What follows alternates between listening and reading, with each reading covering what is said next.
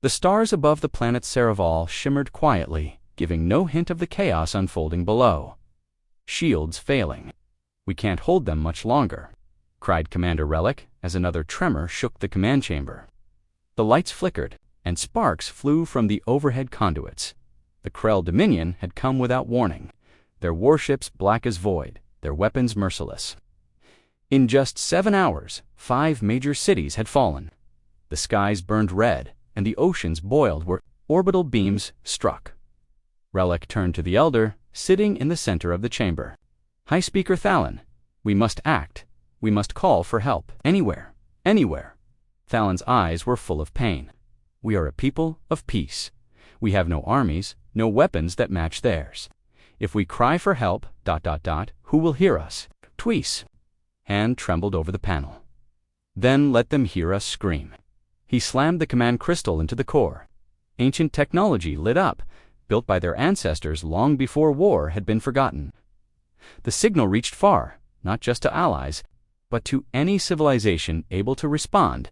"Signal pulses out," the tech whispered. "Deep-range broadcast is jumping past known systems. It's headed into the unmarked zones." Thallon stared at the screen. What world lies that far? No one answered. Not then. Far away, in a sector the Saravans had marked as untouched.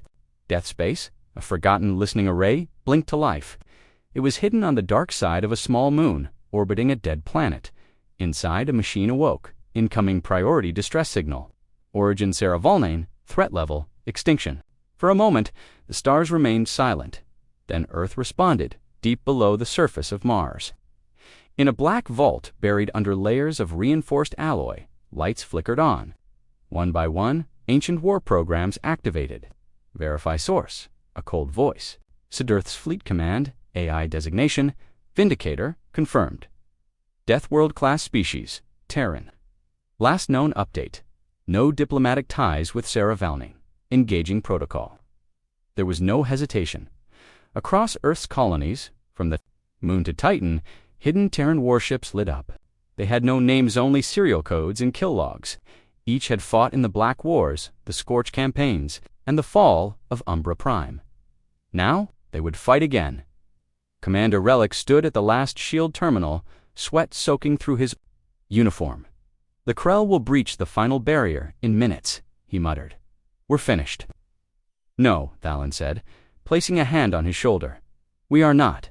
At that moment, the sky above them cracked open, not with fire, but with sound. A tearing roar like metal being pulled through the air echoed across the heavens. "What is that?" Relic gasped. The tech's eyes widened. Something just exited FTL-37 ships. No, they're not Krell. A black spear of metal.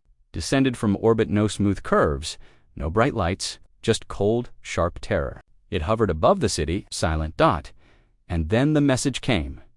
"To the attackers of Saravalnane, you are in violation of Terran Zone Red Treaty Accord. You will be dismantled." Relic blinked. "Terrans? What are Terrans?" Another voice crackled.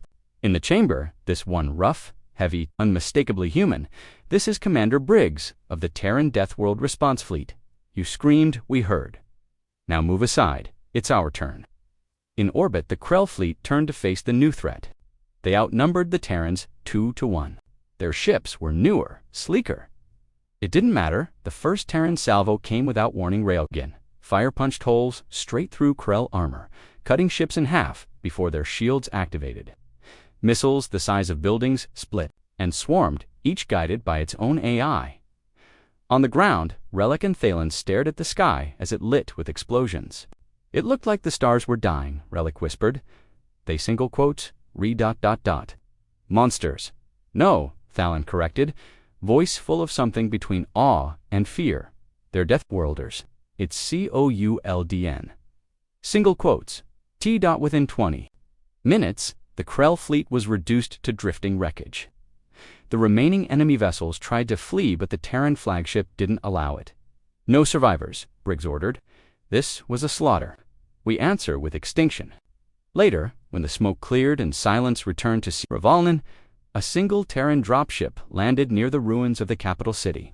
The Saravan leaders, bruised and shaken, gathered with hesitation. The hatch opened. Out stepped a man, towering, armored in black and red, eyes hidden behind a visor. Weapons bristled from his suit, but he made no move to raise them. "I am Commander Briggs," he said, his voice distorted by his helmet. "You sent a signal," we answered. Thalon stepped forward. "You saved us." "But why?" Briggs paused. "You screamed loud enough," he said simply. "That's what we listen for. Not politics, not alliances, just the scream. We don't save the weak, we crush what tries to destroy them." Relic swallowed hard. "Humans."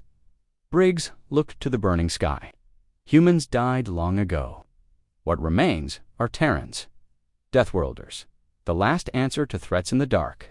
Then he turned, walked back into the dropship, and vanished into the black above. High Speaker Thalon sat alone that night, staring into the stars. "We begged for help," he whispered, "and something worse than a god answered." He looked down. At the now silent horizon, the Krell were gone, erased, but the sky didn't feel safer. Not anymore. He didn't know whether to be thankful or terrified, because somewhere out there, Earth waited, and it had heard them scream. The stars over Saravalonine were quiet again, but it was not peace. It was the breath between storms. Commander Relic stood on the surface platform, eyes fixed on the black Terran warship that hovered above the ruined skyline. It made no sound. It didn't need to. The air around it felt heavy like gravity itself, bent under its presence. "Have you ever seen ships like that?" he whispered. Thalen, the High Speaker, stood beside him. "No, and I hope I never will again." From a distance, the warship looked almost beautiful. Its surface gleamed like obsidian, broken only by glowing red lines that pulsed slowly, like veins in a beast. No flags, no symbols, just death and steel. Then, with a low hum, it turned and climbed into the sky straight up. Into the stars. "They didn't even stay for thanks," Relic said. "They weren't here for thanks," Talon replied. "They were here for war, far away, in the black silence of deep space." Terran Command activated full protocol red dot inside Earth's orbiting warcore station. Dozens of AEs communicated faster than light, calculating future threats, planning, movement, and prepping subfleets. On Luna Base, a technician looked up from his terminal. "Shocked, Commander. I've got something strange," she said. The Saraval signal wasn't supposed to trigger a full-scale response. It wasn't even addressed to us directly. The officer leaned over her shoulder. "So what happened?" "Vindicator overrode the filters," she replied. "It classified the threat as level Sigma. That's planetary extinction protocol." The officer went pale. "There hasn't been a Sigma event since Umbra Prime." "Exactly," she said. "And now we're deploying Deathborn units full force." Aboard the flagship TSV Obsidian Wrath, Commander Briggs stood in the war deck's center. Around him, warriors in exo-armor, loaded weapons, recalibrated sensors, and waited in perfect silence. Each one was trained from birth. Each one had survived Deathworld conditioning. No one here had ever lost a battle. "Status report," Briggs commanded. The AI's voice responded calmly. "All enemy Krell assets neutralized. Saraval is secured. Reinforcements deploying from Sol System, casualties, 0 Terran losses." Briggs nodded once. "And the Saravans still breathing."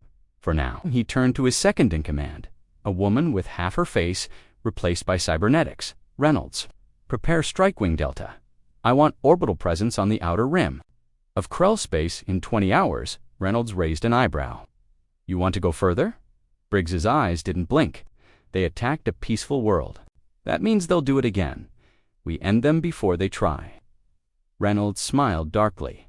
Deathworld style, of course. Back on Saravalonine, Relic was deep in discussion with his council. "They didn't just fight," he said, pacing. "They annihilated. Their ships moved like living things, their weapons possible to understand, and they didn't flinch. Not once."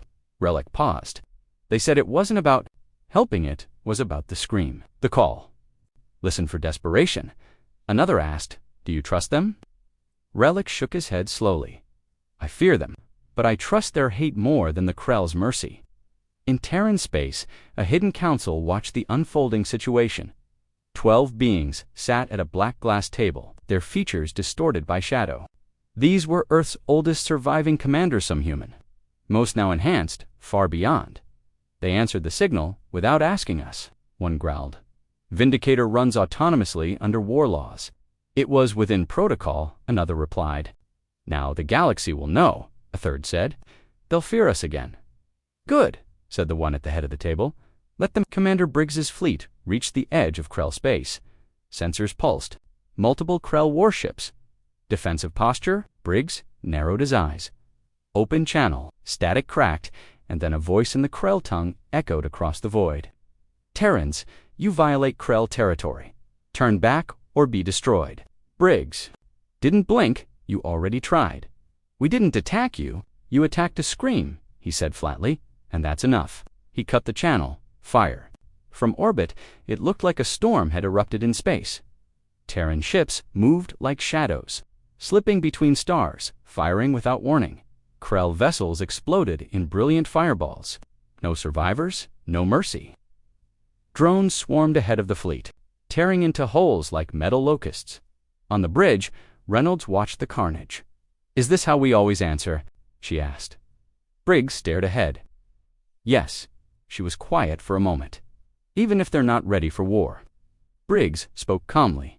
If they're ready to attack the helpless, they're ready to die. Back on Saravalonine, Thalon received a message, not on a screen, not in sound, but in his mind. A burst of encoded thoughts, images, rage, fire. He staggered, holding his head. They single quotes gotting emotions. Relic rushed to him. What happened? I felt death, Thalon whispered. Not ours. The Krell, the Terrans, just wiped out another fleet. The room went silent. One elder whispered, They are not a people, they are vengeance. Hours later, another Terran dropship arrived. This time, it landed in the city center. A figure stepped out female, armored in silver and red, her face half machine. I am Captain Reynolds, she announced. By order of Terran Command, we are placing a planetary defense grid around Saravalonine. You are now under temporary Terran protection. Relic stepped forward. What does that mean? You're protected, she said. No one touches this. Whirled again, Thalon spoke from the back. And if we say no, Reynolds's eyes flickered with soft red light, then we leave. And next time, when the Krell return, no one comes. They didn't argue. In orbit, above 1,000 worlds, signals began to spread. Terran fleet deployed. Krell Empire under attack. Earth has moved. The Galaxy watched and trembled. In a dark Krell war chamber, the High Strategist slammed a claw against the table. Terrans were supposed to be extinct. An advisor hissed. They are not human anymore. They've changed. Become something else. Then send the full fleet, the High Strategist roared. But they'll be waiting. We send everything, or we die. And so the Krell gathered their forces, not knowing that Earth had already calculated every move, not knowing that the Deathworlders never wait. The skies above Saravalonine were calm again, but only for a moment. Commander Relic stepped outside the city dome. The wind carried a faint trace of burned ozone, a reminder of the destruction left behind by the Krell, shape gliding silently through the clouds. Another Terran ship. They kept coming, one every few hours, slipping in and out of orbit like predators circling prey. High Speaker Thalon joined him, his long robe fluttering in the breeze.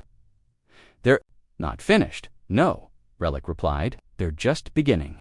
Deep in space, just outside the Krell border, the darkness moved. The Terran war fleet, numbering over 100 ships now, had arrived in perfect formation.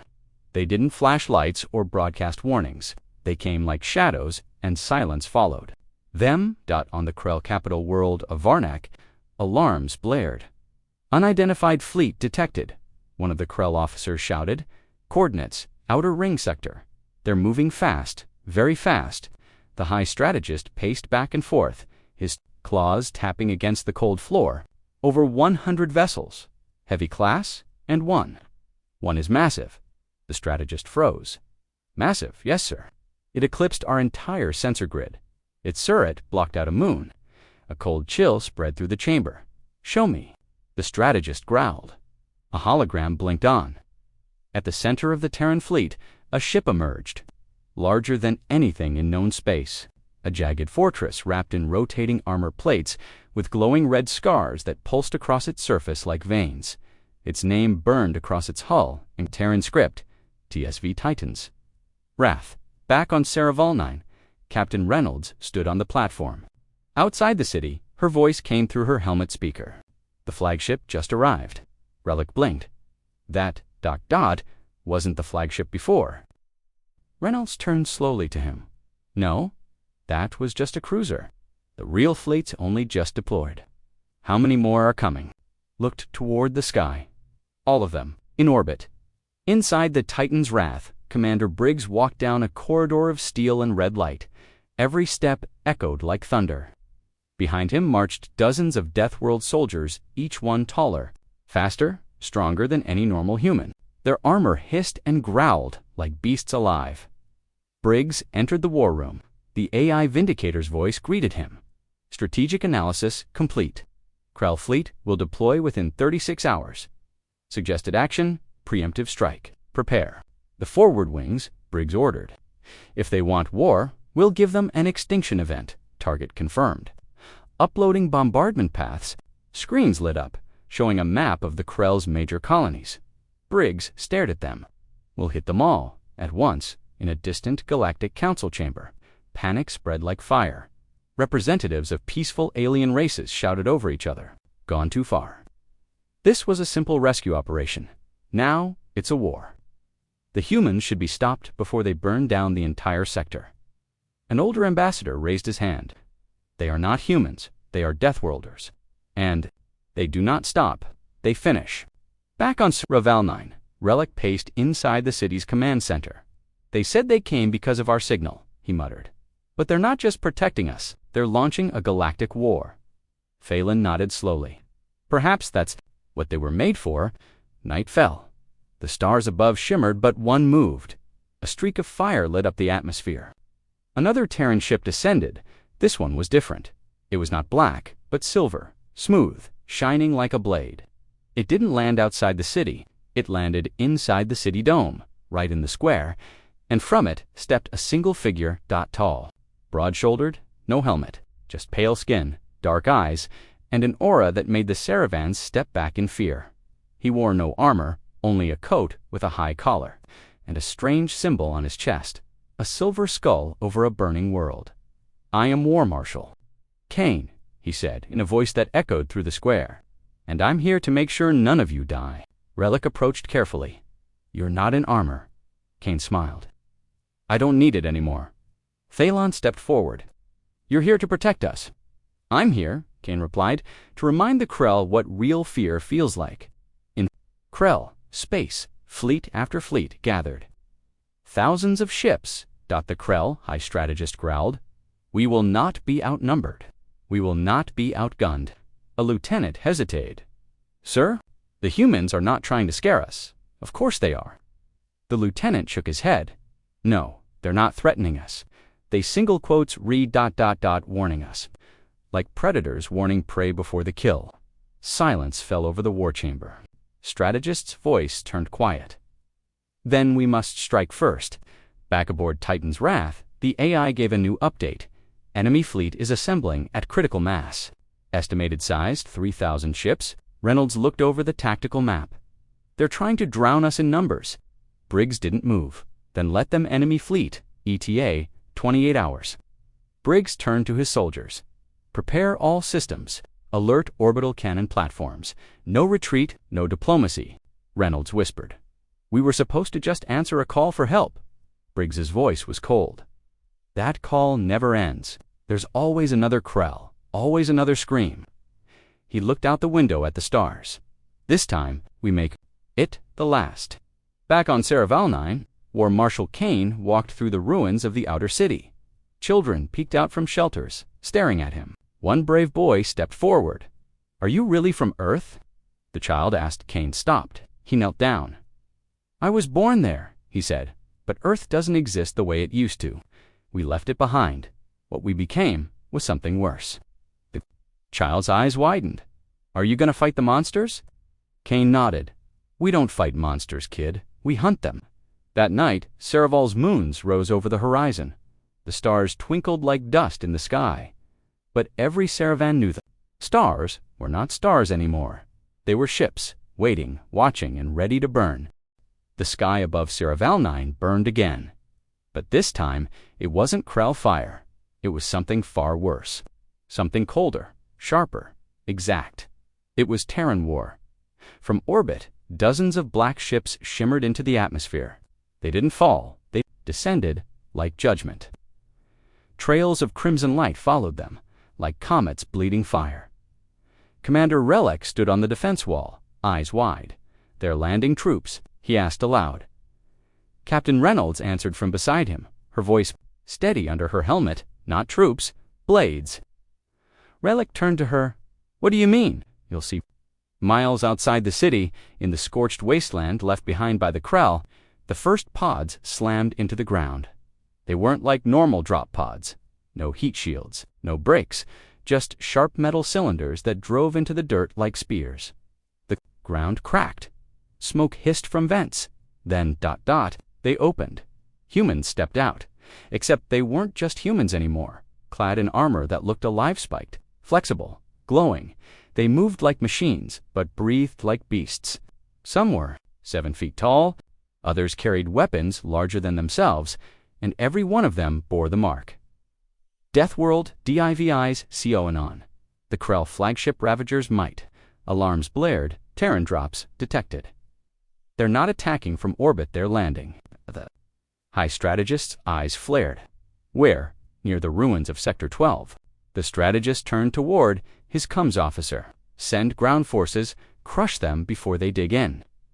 On the surface, Sergeant Dax of the 3rd Terran Blade Corps crouched behind a rocky ridge. His armor shimmered under the sunlight. "Targets incoming," his AI whispered in his ear. He tapped the side of his helmet. "All units, tighten spread. Keep your blades charged." A soldier next to him grinned. "They think they're hunting us." Dax chuckled. "Let 'em try." Across the valley, Krell troops poured in, hundreds of them. Insectoid forms clattered across rocks, their energy rifles glowing. They saw the humans. They opened fire. Beams of plasma streaked through the air, hot, deadly but not fast enough. The Terrans moved, not forward, through it. Was like watching ghosts. "Run." The armored humans dashed toward the enemy line, zigzagging between shots, leaping from rock to rock. One soldier flipped over a hill, landing in the middle of 3 Krell, his blade glowing red. Sliced once. 3 bodies fell, no sound, just speed. Dax charged straight at a heavy Krell gunner. A bolt clipped his shoulder. His armor hissed and sealed the burn instantly. He leaped forward and drove his energized blade straight into the enemy's chest. The Krell shrieked. Dax turned and fired his wrist cannon into the air. Clear left flank. Relic and Thalon watched it from the cities. Upper tower, horrified. "It's not a battle," Relic whispered. "It's a slaughter." Thalon didn't answer for a moment. Then he spoke quietly. "I don't think the Deathworlders understand battle anymore. Only execution." Back in the valley, the ground shook. A Krell war beast stomped into view, 50 tons of chitin, claws, and teeth. It roared and fired a shockwave pulse. 2 Terrans were hit, flung back against the rocks. Sergeant Dax growled. "Bring in the mech," his comms clicked. Confirmed incoming support. A shadow passed overhead. The ground cracked as a 4-legged Terran war mech slammed down beside Dax. The machine stood 12 meters tall, its surface covered in rotating guns and glowing fins. Its AI voice was calm. "Target acquired. Engaging." It charged. The Krell warbeast roared again. Too late. Twin plasma cannons blasted from the mech's arms, slicing through armor and flesh. The warbeast tried to flee. The mech jumped into its back and drove a spike into its spine. The valley fell silent. Captain Reynolds received the report from orbit. First wave secured. Krell forces routed. 40% losses on their side. 0 on ours. Relic blinked. How? How is that even possible? She didn't look at him. We train for war. They train for victory. There's a difference. In the command center of the Titan's Wrath, Commander Briggs stared at the tactical feed. Blinking red dots vanished one by one, each a Krell unit. Vindicator's voice came through. Ground operation successful. Suggest orbital pressure to follow. Briggs turned to his gunnery officer. Begin soft bombardment. Clear any Krell reinforcement zones. Don't hit the cities. Yes, Commander. A few seconds later, from high above the planet, Terran ships opened fire. They didn't drop bombs, they dropped rods, kinetic impact weapons. Each metal rod fell from orbit at terminal velocity. No explosion, just raw force. Entire Krell bunkers were flattened. Mountains collapsed. Trenches vaporized. Krell survivors tried to regroup in a deep ravine. Dozens of warriors huddled near Acom's relay. One hissed, "They fight like animals." No. Another said, "They fight like something worse. They enjoy it." Then a red laser dot appeared on the ground. They looked up. The sky opened in fire. "Hi," strategist Gervac threw a chair across his war room. "They're not following rules of engagement. They're not even negotiating." A low-ranking tactician trembled. "Sir, they don't have rules. Not in war." Back on Saravalnine, Fallon finally turned away from the broadcast. "I asked the stars for mercy," he whispered, "and Earth answered with fire." Relic replied quietly in the field. Sergeant Dax surveyed the valley now, littered with Krell. Bodis, a young Saravan medic who had come to assist, walked beside him. She looked terrified. They were retreating. She whispered, "And you kept firing?" Dax didn't respond at first. "They killed your people," he finally said. "That means they chose this war. But is this the only way?" Dax looked at her, eyes hard through his helmet visor. "No," he said. "This is the Terran way." The first clash was over, and the galaxy would never forget it. Not because of the death, but because the humans never even broke a sweat. The fires from the battlefield still smoldered. But the Deathworlders had already moved on. Sergeant Dax stood at the edge of a crater, his armor streaked with ash and blood. Around him, the ground was cracked and burned. Krell corpses littered the valley like broken dolls. But his eyes weren't on the dead. He was watching the sky, above. More Terran ships descended like vultures, silent, controlled, deadly beside him. The Saravan medic from before, Laura stood in silence. "You don't even pause," she said. "You fight, you win, then you move on. Don't you feel anything?" Dax didn't look at her. "Feeling doesn't win wars." Laura's voice grew sharp. "But what are you fighting for? Revenge? Glory?" Dax slowly turned. Survival. Back at the Saravan capital, Commander Relic walked through the city square with high-speaker Thalen. Civilians had started returning from shelters. They moved cautiously, glancing at the distant smoke. "They say the humans killed over 3,000 Krell in one day," Relic said softly. Thalen nodded. "And they didn't lose a single soldier." "I don't know if that makes them saviors or monsters." Thalen didn't reply immediately. Finally he said, "Perhaps they are. Both." In orbit, aboard the TSV Titan's Wrath, Commander Briggs met with War Marshal Kane in the strategy chamber. The room was cold, no decoration, just screens, maps, and quiet. Kane stood with arms crossed, his eyes locked on the red zones, glowing. "On the map, you broke them on the surface," he said. "But it's not over." Briggs nodded. "They'll regroup, hit our supply lanes." "Guerrilla warfare." Kane's lips curled. "Good. Makes the hunt more interesting." Briggs hesitated. "Sir, some Saravans are growing uneasy. They're afraid of us now." Kane's reply was flat. "Good. Fear keeps them alive." In the lower decks, Terran soldiers cleaned weapons, recharged armor, and ate silently. No music, no laughter, only focus. Each one had a mark branded into their armor, 3 scratches across a skull. It was the Deathworlder insignia. Private Harlan sat polishing a plasma rifle when a younger recruit sat across from him. "Hey," the recruit said, "why do we still fight like this? We've already beaten the Krell in an open battle." Harlan looked up. "Because they're not dead yet." "Yeah, but don't we have rules? Morals?" Harlan gave a tired chuckle. "Kid, you want rules? You should have been born on a different planet." Down on Saravalnine, Lara walked with Sergeant Dax through the ruins of a burned-out district. "What happened here?" she asked. "Krell Command Outpost," he replied. "We leveled it last night." She touched a piece of melted wall. There were no survivors. Dax shrugged. "That's the point." She turned to him. voice trembling.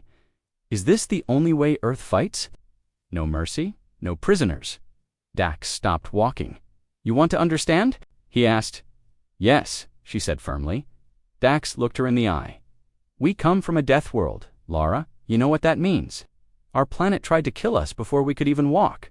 Every animal, every storm, every disease. It was war before we had weapons, and we adapted. He stepped closer. When we fight, it's not for pride or power. It's because if we stop, we die. That's the code. Lara swallowed hard. But you're not on Earth anymore. Dax nodded. But the galaxy isn't safer than home. So we bring the code with us. At the Galactic Council, panic grew. The Deathworlders are not protectors, they're conquerors. One ambassador shouted. They were called, they answered. We cannot blame them for being what they are, said another. They are too dangerous, a third warned. If we let them loose, there will be nothing left of Krell space-only ashes. The council paused because they all knew it was already too late. On the Krell side, ships were rallying in deep space.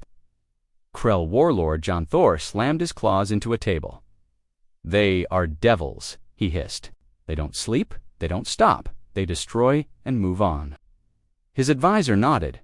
We have to strike their heart. Find where their power comes from. Xanthar leaned closer. Then, locate their leader, kill the one they follow. Cut off the head. At a Terran forward base, a Krell survivor was brought in, bound, bloodied, silent. Sergeant Dax approached him slowly. You fought well, Dax said. The Krell snarled. Your butchers, your kind, enjoys pain. No, Dax said. We enjoy winning, the Krell spat. What are you? Dax answered simply. We are the response. Later that night, Lara stood outside the Saravan Medical Dome. She watched the stars, thinking. Relic approached her. You've spent time with them. She nodded, more than I wanted to. What do you think? They're not evil, she said, but they're not like us. She paused. They don't wait to be struck. They strike first, and they never stop. Relic sighed. And yet, we owe them everything. She looked at him. That's what makes it harder. Back aboard. Titan's Wrath. Kane stood alone in his quarters. He held an old photo in his hand. A picture of earth-green trees, blue oceans, clear skies, a place that barely existed anymore. His voice was low. I still remember, he said, what peace looked like. Then he crushed the photo in his hand. But peace doesn't survive on its own. He turned to the window, where Krell's space glowed red, and neither do we. The Krell sent a message. Encrypted, hidden, but the Deathworlders intercepted it. Briggs read it out loud in the war room.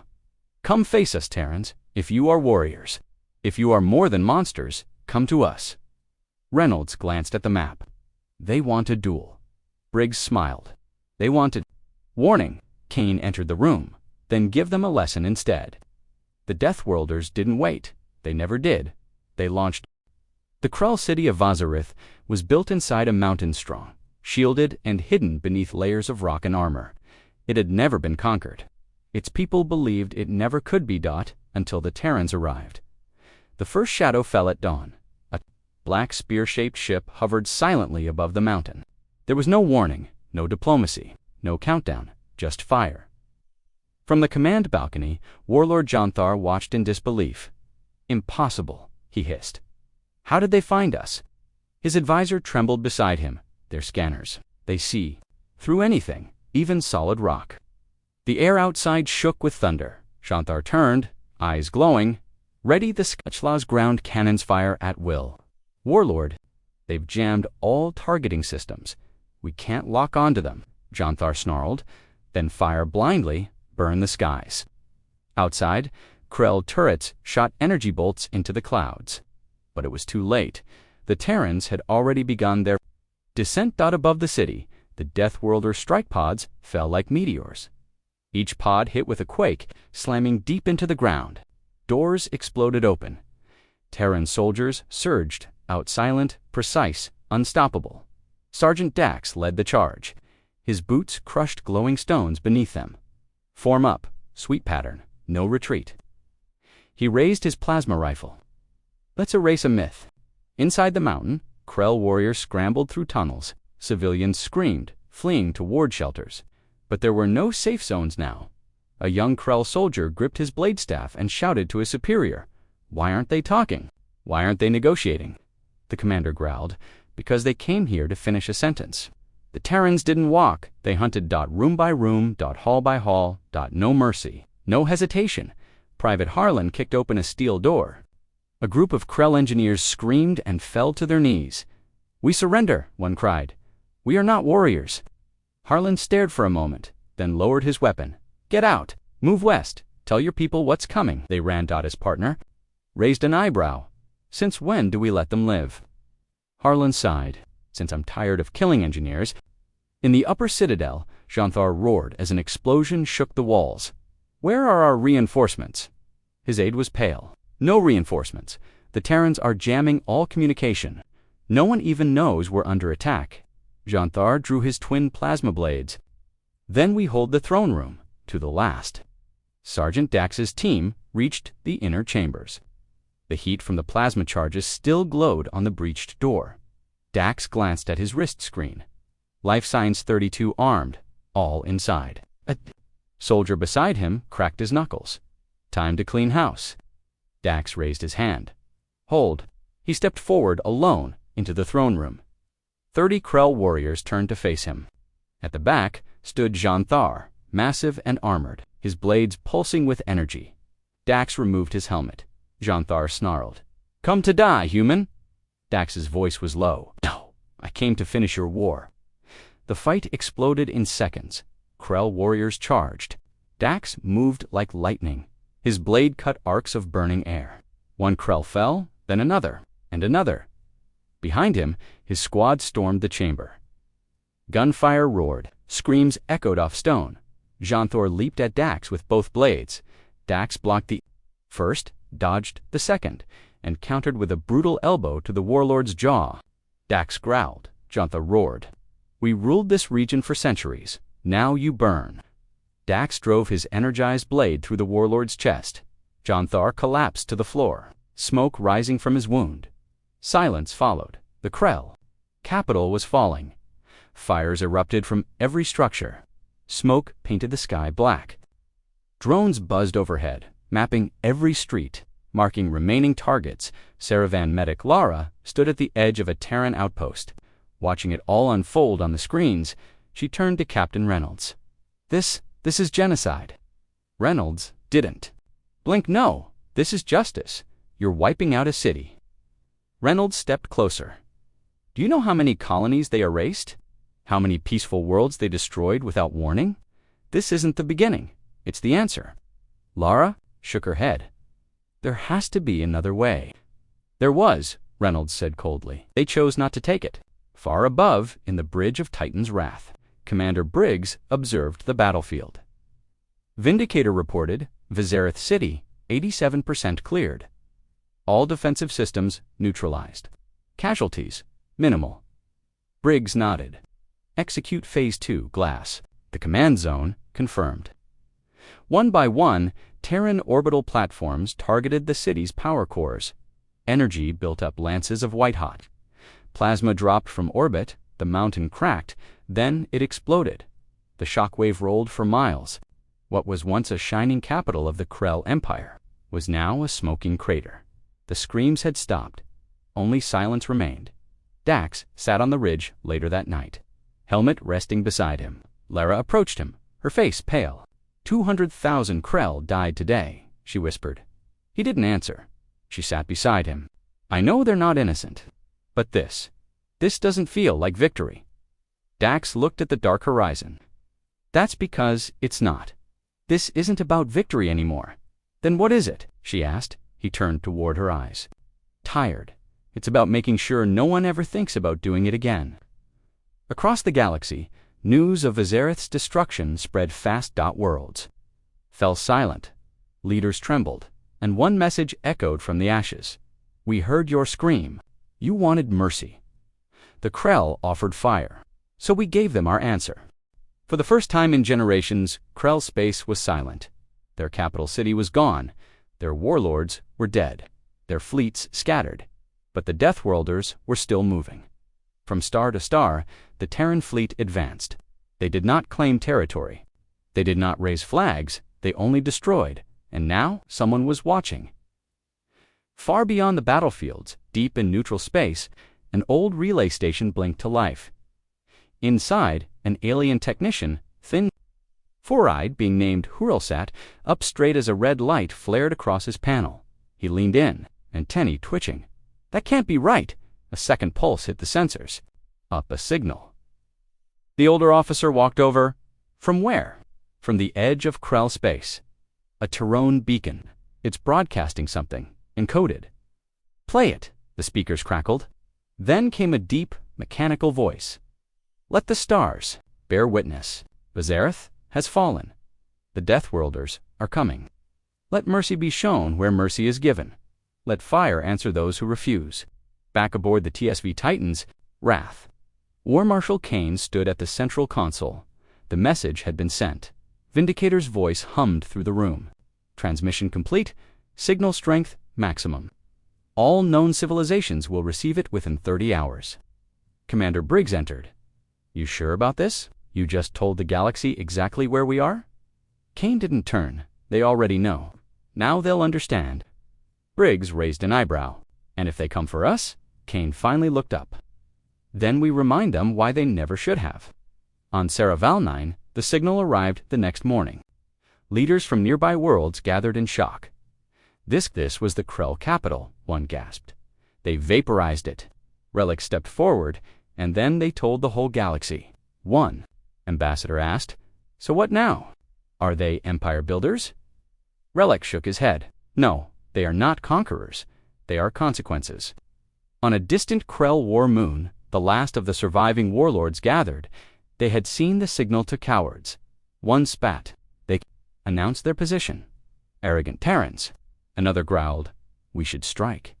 Now, while they celebrate, but the eldest among them, the one with half his body, replaced by machinery, spoke slowly. You misunderstand them. That was not arrogance.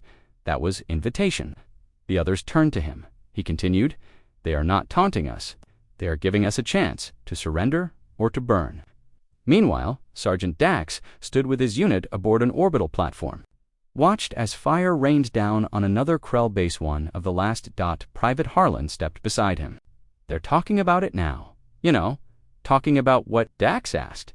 The code, the Terran code, the one we follow. Then he said, it's not a code we wrote. It's one we were born with. Harlan asked, but what happens when the war ends?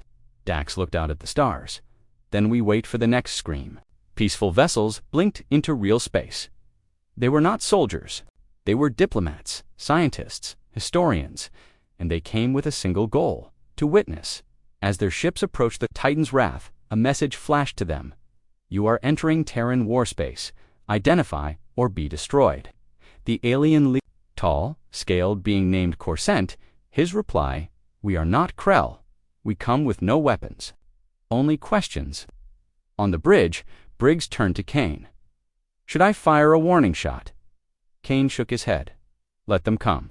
A Terran deck. They flinched at the silence. At the soldiers standing like statues, at the walls covered in black steel and weapon ports, then Kane walked in. He didn't offer a handshake, just a question. Why are you here? Kor cleared his throat. We want to understand. You have burned fleets, shattered empires, and now you speak of mercy. Kane stared. Mercy was always part of the code, but so was warning, Kor asked quietly. And if the warning is ignored, again, she brought with her a data pad. This is spreading, she said. Hundreds of worlds have seen the signal. Some are afraid, others inspired. Thalin nodded. The Deathworlders are no longer a secret, but they're not asking for followers, Lara added. They're not building an empire. Thalin smiled faintly. They don't want power. They want silence. No more screams. Back in Krell territory, a single ship broke formation. It was old, damaged, unarmed. Aboard it were civilians Krell elders. The reply came from Kane himself. You may pass, but carry this message. Those who raise weapons against mercy, that day, across every corner of the galaxy. The message repeated over and over, and some who heard it prepared their defenses. The galaxy knows. Commander Briggs looked to Kane. So what now? Kane stared at the stars. Now we wait to see who learned. The stars were quiet, but only on the surface. Across the galaxy, governments argued, fleets mobilized, and entire civilizations stared at their skies with fear. Earth's message had spread farther than anyone expected. The Deathworlders had made their presence known not just through war, but through a warning. Some worlds heard the warning and chose peace. Others did not. Inside the black walls of Titan's Wrath, War Marshal Kane stood before a glowing screen. On it was a map of enemy movements lines, arrows, blinking red ships. Vindicator's voice broke the silence, confirmed. New coalition forming in response to Terran activity. Codename Echo Union. Kane's brow twitched. Echo of what? Echo of fear? Echo of fire? Commander Briggs stepped forward. They're calling us the Burning Fist. Kane's lip curled. Not wrong. In deep space on the edge of the Garn system, an enemy fleet gathered. Not Krell. These were new ships, sleek, fast, coordinated, led by the Vexery Dominion, a race known for neutrality. Until now, aboard the lead vessel, Admiral Shira of the Vexery paced across her bridge. Her crew worked in silence. We strike fast, she said, while they're still spreading out. If we hit their lead ship, we break their morale. A younger officer looked up. But Admiral, they warned us. Shira's eyes narrowed. And we're answering with fire of our own. Sergeant Dax and his team were in low orbit around Garn 4, aboard a Terran gunship. Dax stared at the approaching dots on radar. They're not Krell. Private Harlan squinted. New fleet. Looks organized. Then they've made a choice, Dax said. One will answer, Reynolds' voice came over. Comes eyes sharp. We've got incoming, fast movers, non-Krell signatures. Dax asked orders, Reynolds replied coldly. Same as always. No second chances. The Vexery fleet struck hard. Their ships screamed through the void, launching thousands of micromissiles and kinetic shells. Terran outer sentries took hits. One gunship exploded in orbit, its debris falling like fire. But the Terrans didn't. Scattered, they turned. Inside Titan's Wrath, Kane gave the order. Begin the hammer. Dozens of Terran vessels emerged from warp-silent giants of steel and fury. Their weapons didn't blink, they roared. From orbit, the sky looked like it was on fire again. The Deathworlders moved like a pack, coordinated, patient, and deadly. The Vexery expected a frontal fight. They didn't expect the flanks. Terran stealth ships decloaked inside their formation, cutting through engines and life support. Entire Vexery ships went dark before they even saw what hit them. Admiral Shira shouted, Where did they come from? Behind us, they're in our blind zone. Full reversal retreat. But it was too late. Terran boarding craft were already attaching to their hulls. On the deck of the Vexery flagship, an explosion ripped through the corridor. Terran soldiers stormed, and one of them was Sergeant Dax. He moved fast, clearing room by room, while the others followed in silence. Admiral Shira faced him, holding a plasma blade. You could have sent a message? She spat. Dax raised his rifle. We did. She charged. He sidestepped, struck, and knocked the weapon from her grip. I warned you, Dax said. Now your ships burn. Meanwhile, on Saraval 9, Lara and High Speaker Thalon listened to broadcasts of the Garn conflict. They were warned, Lara whispered, and they still attacked. Thalon stood silent for a long moment. Then he said, This is the echo. She looked at him. The echo of what? Of Earth's fire, he replied. A sound that will roll across the galaxy, until no one forgets. Back in the wreckage of the Vexery fleet, escape pods floated in space. Terran ships didn't fire on them. Instead, they sent a single repeating message. You were warned. You chose war. Let the survivors carry the truth. On the bridge of Titans. Wrath, Kane watched in silence. Briggs stepped beside him. What if more join them? Kane answered without emotion. Then more ships will burn far away in a distant system untouched by war. A peaceful council watched the footage in horror. One diplomat whispered, If they keep this up, no one will be left to challenge them. Another said, Then don't challenge them. A third asked, But what if they come here next? The answer was soft. Then we send no weapons, only a message of peace. On Earth, far removed from the battlefields, a signal was received. It came from a neutral world, not a warning, not a threat, but a simple phrase: "We do not raise arms against the Deathworlders." We remember Saraval. We remember the signal. It was signed, "The Children of Nalek." Kane read it in his quarters. For the first time in months, he allowed himself a small smile. Elsewhere, in a dim bar on a neutral space station, two traders watched the battles unfold on a projection screen. One shook his head. You hear what they call it now, the fire doctrine. The other laughed, more like the Deathworld doctrine. If you scream, Earth answers. If you fire, they erase. The first leaned in. But what if one day someone sends a signal by mistake? The second took a slow sip. Then may the stars have mercy, because Earth won't. That night, Kane stood alone on the viewing deck of Titan's Wrath. He stared into the stars. Behind him, Reynolds spoke. "You think they're getting the message yet?" Kane nodded. "Every fire we light carries the echo. And when the galaxy stops fighting," Kane's voice was quiet, "then we stop burning." The fires had quieted, but not because the fighting was over, because there was no one left foolish enough to fire. The Deathworlders had shattered fleets, silenced warlords, and left warnings burning on every world they passed. And now they were waiting for someone brave or stupid enough to strike next. On the bridge of Titan's Wrath, red dots had vanished, some from destruction, others from surrender. He turned. To war, Marshal Kane. "It's quiet out there." Kane didn't look up. Too quiet. Briggs hesitated. "You think someone's planning something?" Kane's voice was flat. "Someone always is." On Saraval 9, High Speaker Thalon met with the Galactic Concord. Ambassadors from over 20 species gathered in a grand chamber, all under one question: what happens now? Lara sat in the corner, listening closely. A Drell ambassador spoke first. "The Terrans must be stopped. They are not liberators, they are executioners." Relic stood and answered.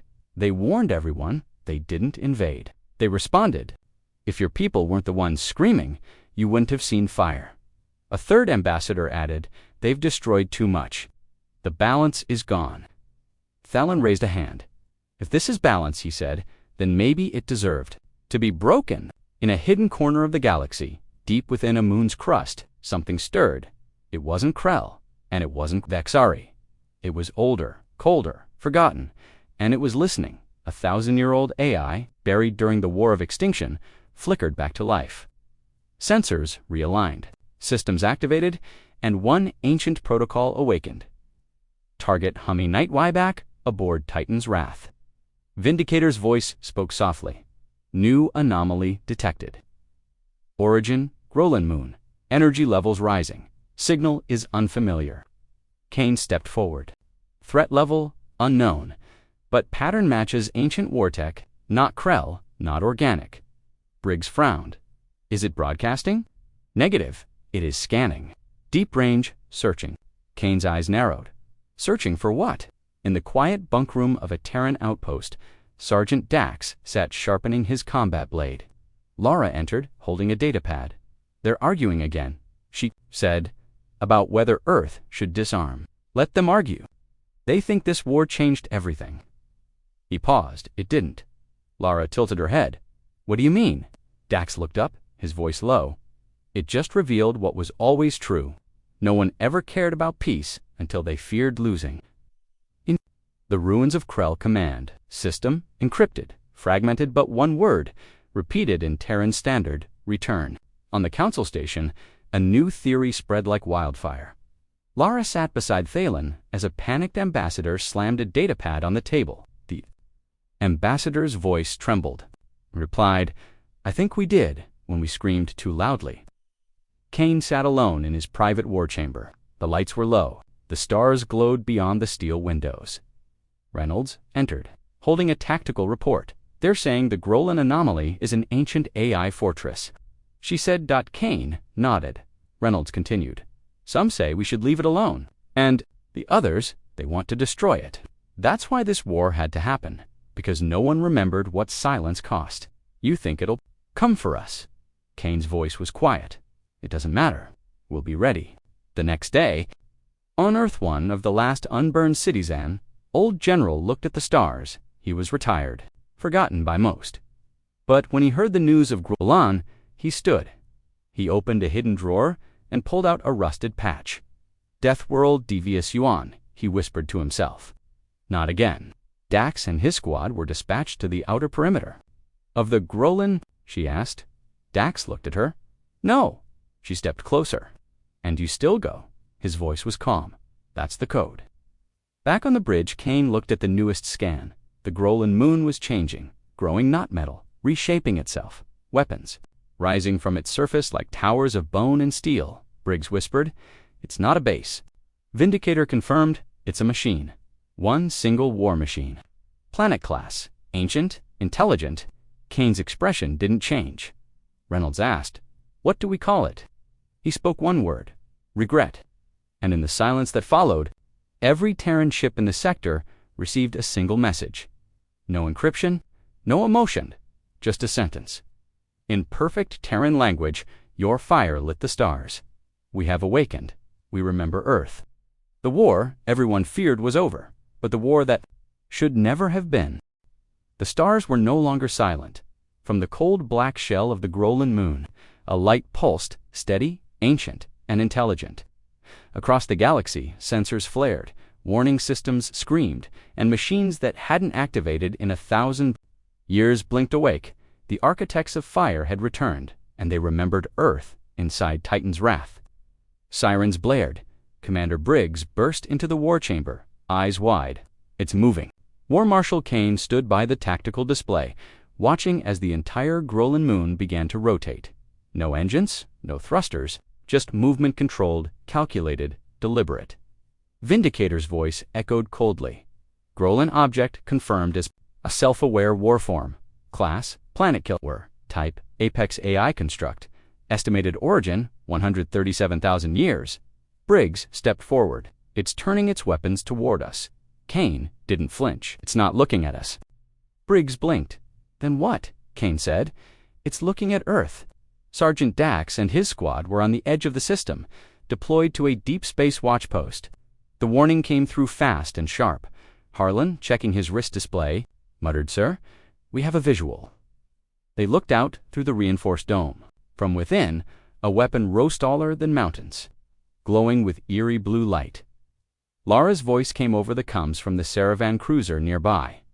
I'm seeing it too. That's not a defense system. It's an extinction cannon. Dax's jaw tightened.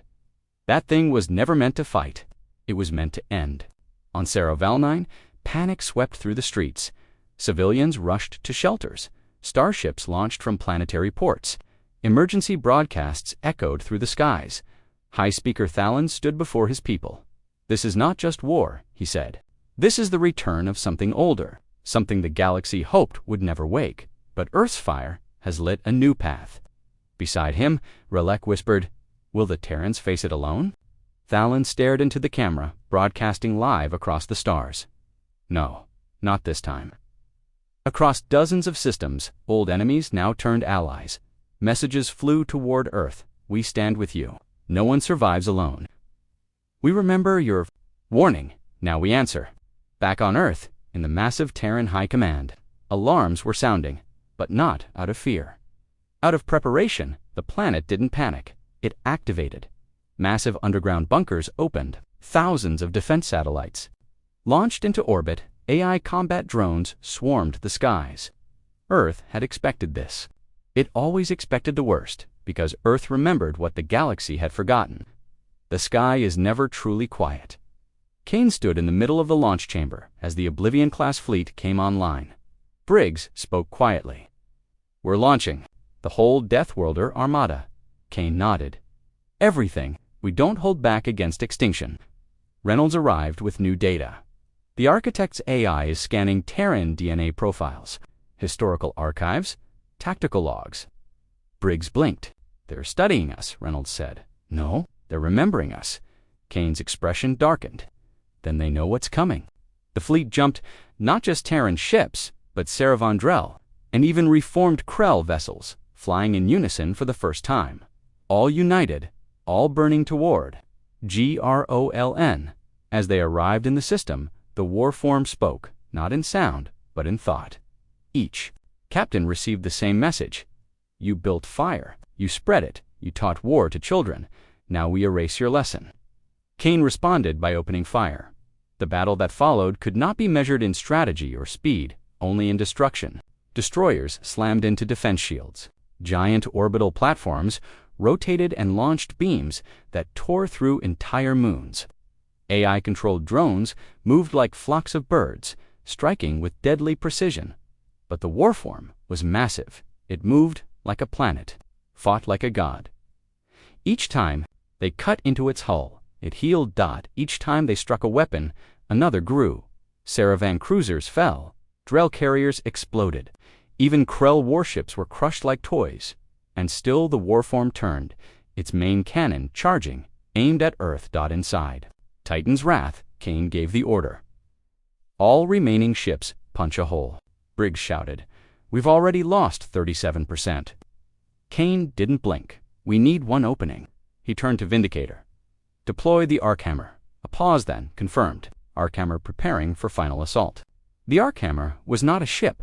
It was a missile, a continent-sized spear with one purpose delivered by AI and built only once. Its pilot, Dax, Sergeant Dax, sat in the cockpit. Watching the countdown, Lara's voice came over his cum. You don't have to do this? He smiled faintly. I think I do. Why? Because I was born on Earth, he said, and I remember what we lost. I won't let it happen again, she whispered. You'll die. He replied, only if it works. The Arkhammer launched. It blazed through the stars. Shielded by the remaining fleet, the warform turned its attention, but too late.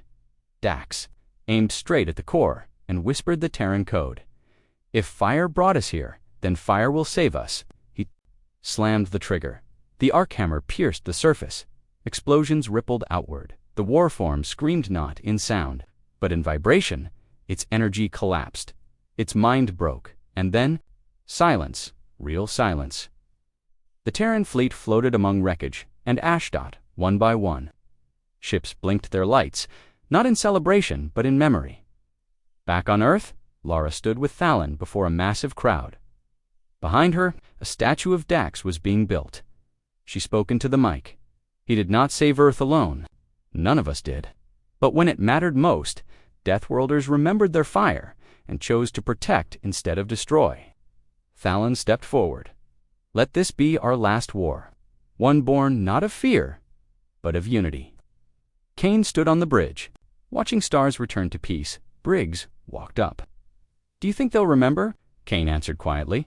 If they don't, Earth will remind them. And far away, drifting in the cold void, a piece of the warform still glowed. Signal blinked once, then went dark. For now, the end, but the fire never dies.